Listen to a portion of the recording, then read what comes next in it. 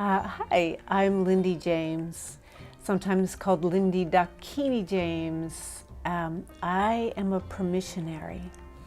I'm on a mission to give permission really for us all to be more free.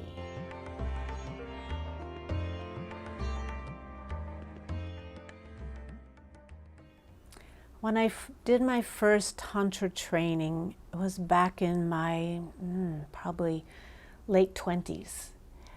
And at a time in my life where I was more disconnected from my sexual center, or my yoni, which is the Tantric word or the Sanskrit word for vagina. And you'll hear me say the word yoni from time to time in my work. Yoni translates as sacred space. And in that time, I didn't feel very sacred. And I felt really cut off, pretty much numb from about the waist down. And as I did the Tantra practices, as I worked with friends and healers myself and learned to connect from the brain, the neural pathways back, it's sort of a reconnection, my yoni came back alive.